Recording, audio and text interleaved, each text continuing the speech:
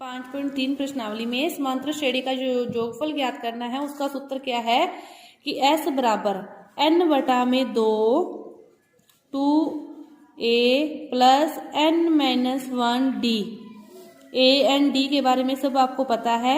n जो भी आपको पद लिखे होंगे, टू तो है ही, a प्रथम पद और d क्या हो गया सार्वंतर। इन सारी चीजों के बारे में अपने 5.2 में क्वेश्चन कर चुके हैं, पता है। दूसरा सूत्र है वो क्या है, n बटा में 2 a प्लस l। ये कब लागू होता है, जब आपको प्रथम व अंतिम पद उस समांतर श्रेणी का प्रथम व अंतिम पद दोनों पता हो, तब आप ये सूत्र लगाओगे। और जब अंतिम पद नहीं पता तो योगफल ज्ञात करने के लिए आप ऊपर वाला सूत्र लगाओगे। तो देखो जो पहला क्वेश्चन है समांतर श्रेणी का, वो क्या दे रखा है, 1 3 5 7 1 3 5 7 का 12 पदों तक आप क्या ज्ञात करो, योगफल ज्ञात करो। तो आपको अंतिम पद नहीं पता, या तो आप अंतिम पद ज्ञात करो उसी सूत्र से, a plus n minus 1 d, इस सूत्र से ज्ञात करो और फिर ये सूत्र लगाओ। नहीं तो आप ऊपर वाला सूत्र लगाओ, किसी भी तरीके से आप हल कर सकते हो। तो अपने ऊपर वाले सूत्र से हल करते हैं। n बटा में 2, n का मान क्या है 12 बटा में 2 a का मान कितना है 1, n माइनस 1 12 माइनस 1 और d कितना है, 1 में 2 जोड़े 2 3 में 2 जोड़ोगे तो 5, तो d का मान कितना आ रहा है 2 आ रहा है। ठीक है, 12 में 2 का भाग दे दिया 6, 2 एकम 2 और 12 में से 1 गया 10 गुना 2 20 और 2 कितना हो गया 22, 6 गुना 22 और 6 को आप 22 से गुना करोगे तो आपके पास कितना आ गया 132। 1 3 5 7 समांतर श्रेणी के 12 पदों का योगफल आपके पास कितना आ गया 132। इसके जो दो क्वेश्चन हैं वो इसी सूत्र से हल होंगे। और जो दूसरा क्वेश्चन दे रखा है उसमें देखो, दूसरे क्वेश्चन में आपको क्या दे रखा है कि 3 11 19 और आपको ऐसे करते दे रखा है अंतिम पद 803। इस समांतर श्रेणी का आप क्या ज्ञात करो, योगफल ज्ञात करो। तो इसको आप दोनों ही सूत्र से हल कर सकते हो, a प्लस l वाले से भी और दूसरे से भी। तो अपने देखो a प्लस l वाले से क्या करते हैं, तो उसके लिए अपने को इसमें पद पता होने चाहिए। अपने को ये नहीं पता ना इसमें कितने पद हैं, कि इसमें टोटल इस श्रेणी में पद पता करने के लिए पहले अपने क्या करेंगे, वो सूत्र लगाएंगे कि 803 बराबर कि an में जो पद होता है उसका सूत्र क्या होता है a plus n minus 1 d। तो अपने को an पता है किसके बराबर है 803 के, a का मान कितना है 3, n माइनस 1 और d का मान कितना है 3 में कितने जोड़ रहे हैं 8। यहाँ से अपने n का मान निकालेंगे। तो 3 प्लस की हैं, दूसरी साइड जाएंगे, किस में जाएंगे माइनस में जाएंगे। तो इसको अंदर गुणा करो 8n माइनस 8, तो यहाँ पे कितना बच गया 8n माइनस 8। हम माइनस के 8 हैं, दूसरी साइड जाके इसके अंदर जुड़ जाएंगे तो 8n बराबर कितना हो गया 808। n का मान निकालोगे तो 808 में क्या करोगे आप 8 का भाग दोगे तो आपके पास कितना आ गया 101। कि जो ये 803वां पद है वो कौन सा है 101वां, मतलब इस समांतर श्रेणी में कितने पद हैं 101। अब अपने पास n का मान आ गया। n का मान आते ही आप कोई भी सूत्र लगा सकते हो कि 101 बटा में 2 a प्लस l। तो a का मान कितना है 3 और l का मान कितना है 803। तो 3 प्लस 803 101 बटा में 2 गुना 806, 2 से भाग दे दोगे तो आपके पास कितना आ गया 402। इन दोनों को गुना करोगे तो इस समांतर श्रेणी के पदों का योगफल इस प्रकार ज्ञात होता है कि आपको सीधी समांतर श्रेणी दे रखी हो, पहला और अंतिम पद दे रखा हो, तो पहले आप क्या ज्ञात करोगे nवां पद ज्ञात करोगे। nवां पद पहले अपने दोनों प्रश्नावलियां किए ना 5.1 व 2, उसमें ज्ञात करते थे उसी सूत्र से। और वो पद आने के बाद आप कोई भी सूत्र लगा सकते हो।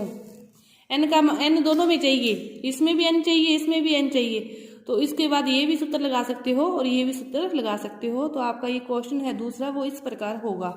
इसके बाद देखते हैं तीसरा क्वेश्चन।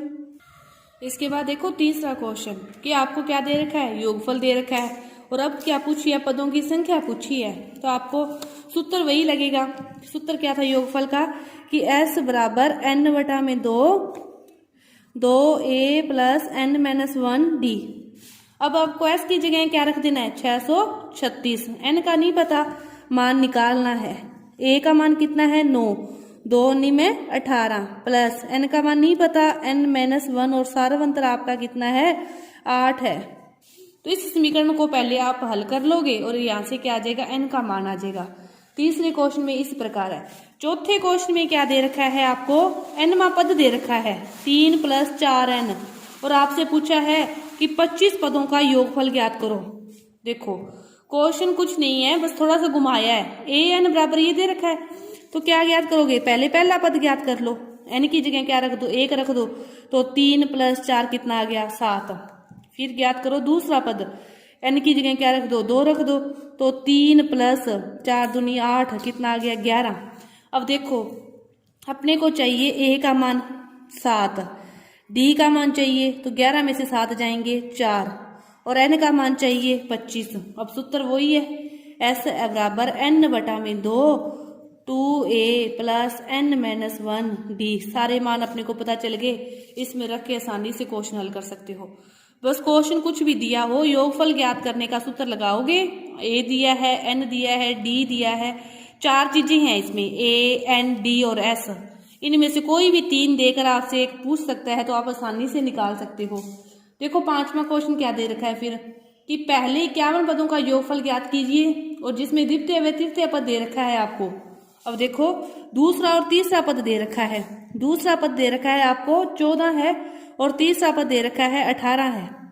अब 14 में 4 जोड़ेंगे 18 है, तो 14 में से 4 घटाएंगे तो फिर पहला पद क्या आ गया अपने पास 10।